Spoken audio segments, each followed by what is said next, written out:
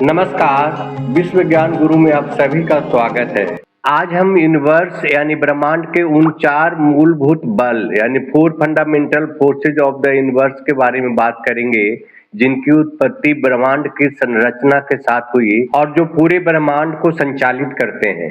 ब्रह्मांड के पहला बल को प्रबल बल यानी स्ट्रॉन्ग फोर्स के नाम से जाना जाता है, जिन्हें हम मजबूत नाभिकीय बल यानी स्ट्रॉन्ग न्यूक्लियर फोर्स भी कहते हैं। यह बल परमाणु के इलेक्ट्रॉन और प्रोटॉन के बीच में लगने वाला बल है। यह चारों बलों में सबसे मजबूत बल है यानी the strongest force of the universe. ब्रह्मांड का दूसरा बल है विद्युत चुंबकीय बल यानी इलेक्ट्रोमैग्नेटिक फोर्स, जो कोई भी दो विद्युत रूप से आवेशित पिंडों यानी इलेक्ट्रिकली चार्ज बॉडीज के बीच में लगता है।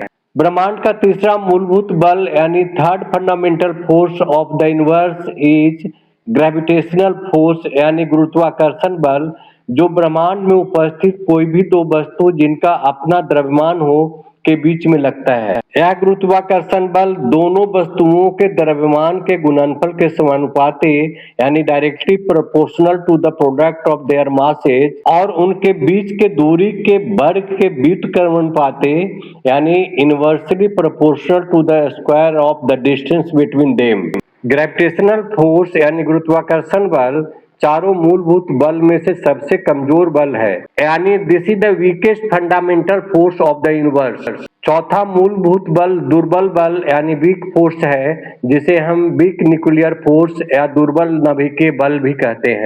दुर्बल नाभिकीय बल यानी वीक न्यूक्लियर फोर्स परमाणु के विघटन यानी क्षय और क्वार्क के स्वरूप बदलने के काम में आता है।